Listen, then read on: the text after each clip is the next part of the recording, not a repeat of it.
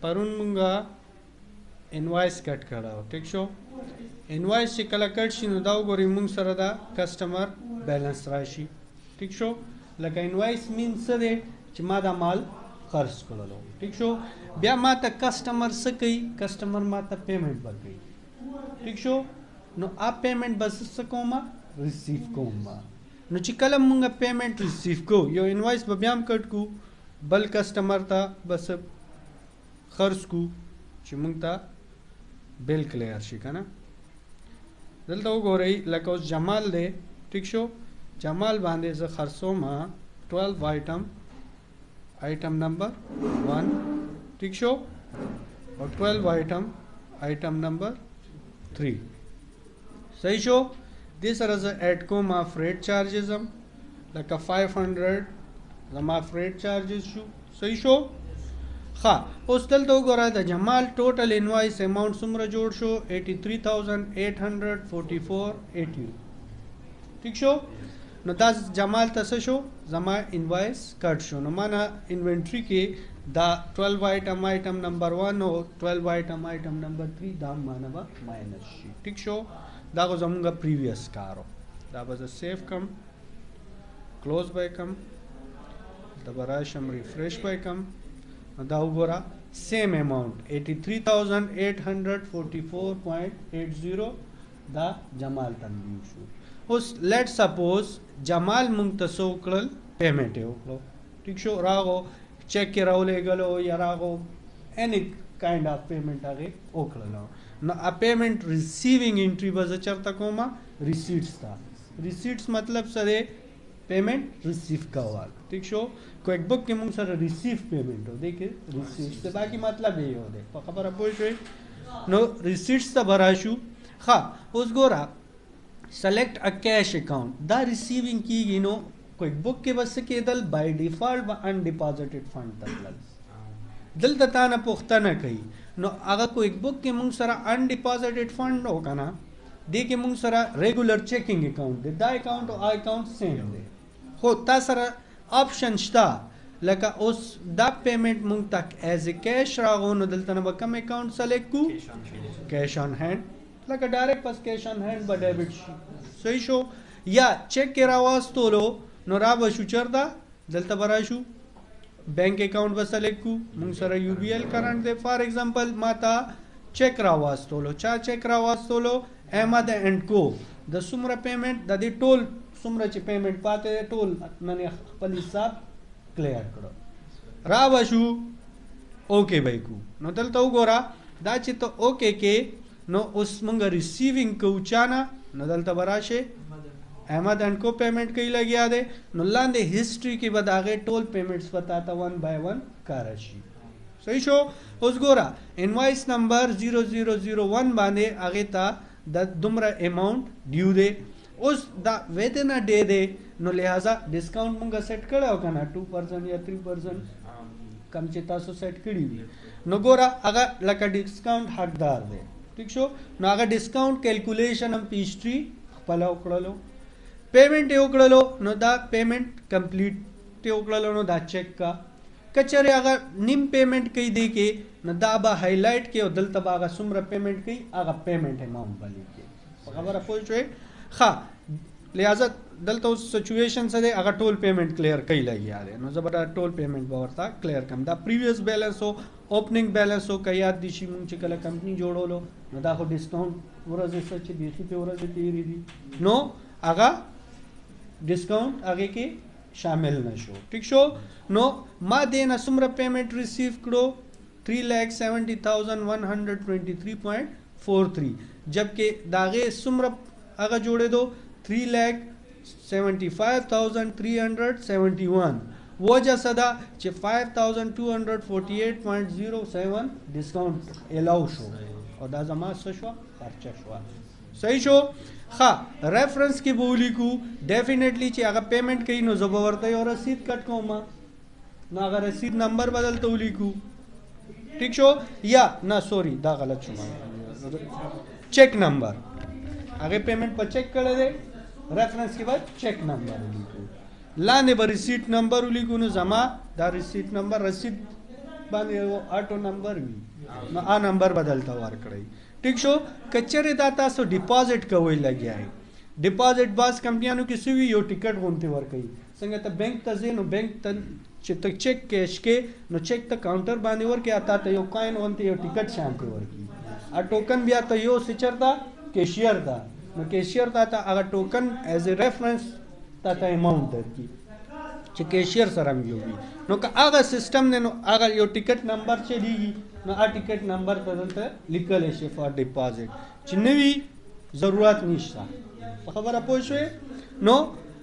ښه پیمنټ میتھډ سو ماته په چیک باندې پیمنٹ وکړلو یا په کیش باندې وکړلو یا په کریډټ کارت وکړلو وغیرہ وغیرہ. اوس پورې ما پیمنٹ نه دی ریسیو کړی نو ګوره بینک کې زما اماونټ سره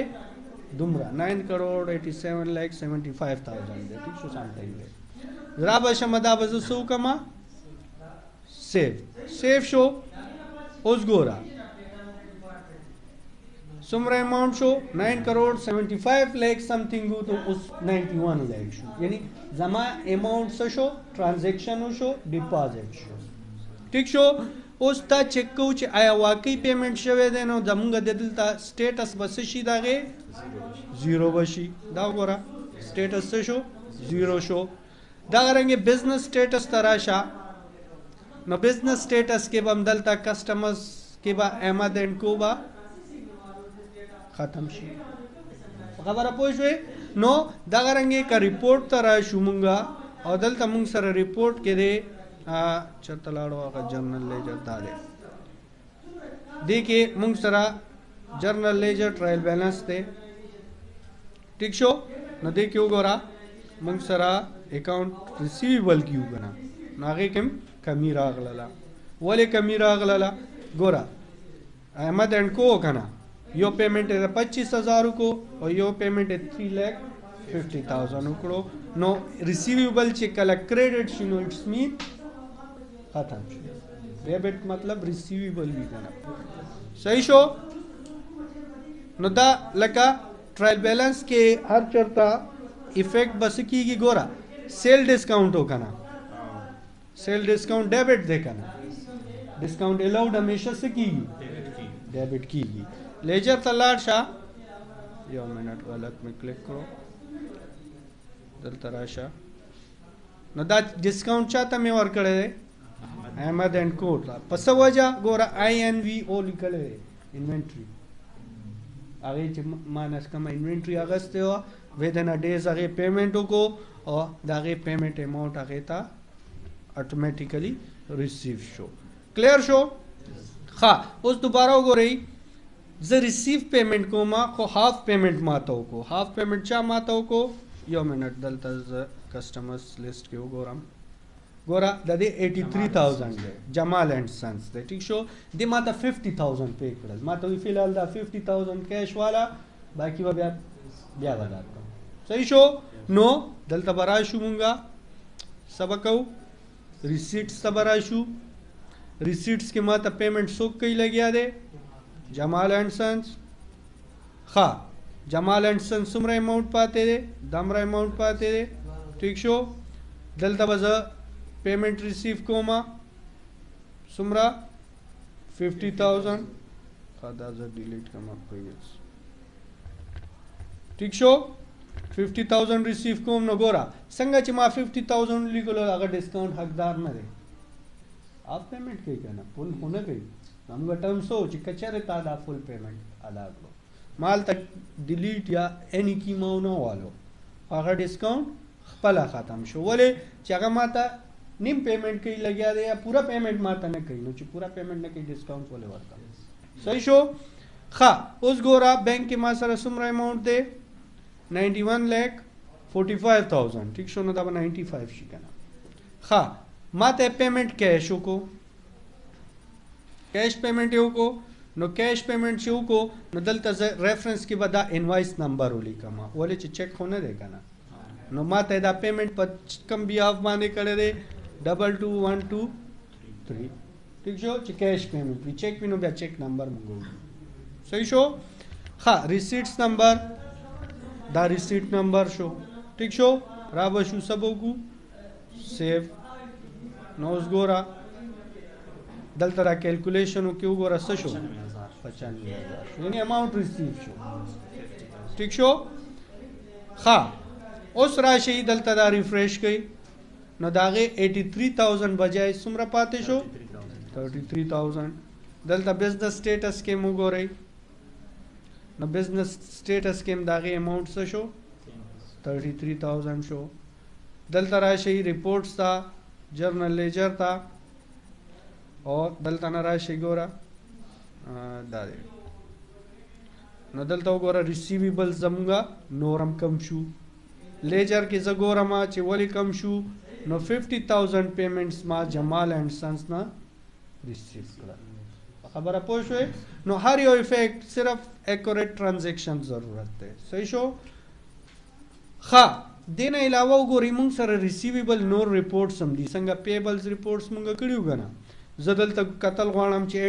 ایجډ ریسیویبل څومره پاتې نو صرف جمال اینڈ سنس ته زموږ 33,000 پاتې دي خبره پوه شوئ ښه کیش ریسیټس جرنل ما اوسه پورې څومره کیش ریسیو کړی دی ګوره ډسکاؤنټ مې الاو کو او دا 2 کیش مې ریسیو کړل نو احمد اینډ کو چې کوم و هغه و ټیک شو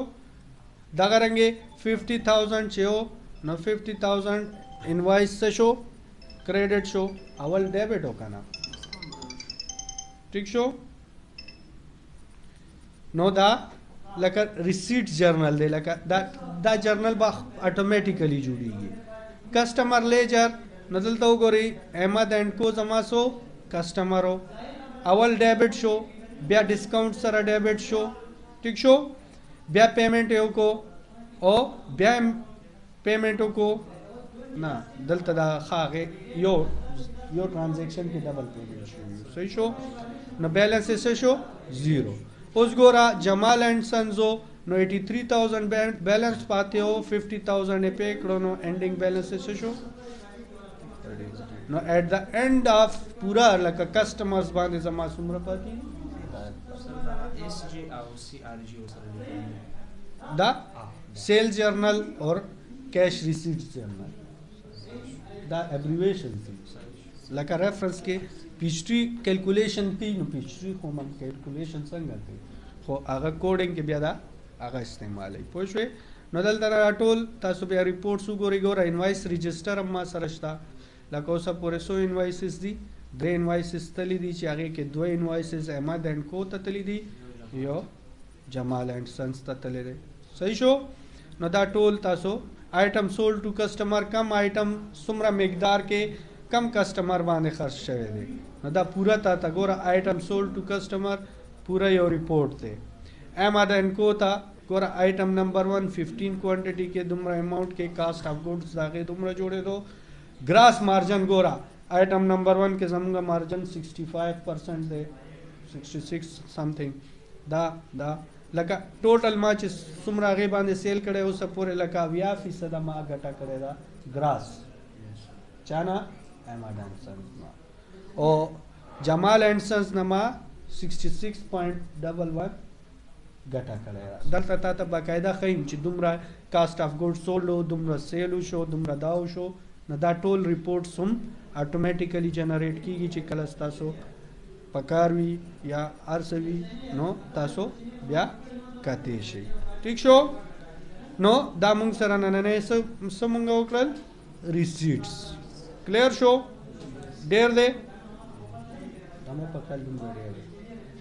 دې کې که څه کوېسچن وي پوښتنه کولی شي بلکل ډالر ساین چینج کولی شئ ته ډالر ساین په ځای هغه هم لیکلی شئ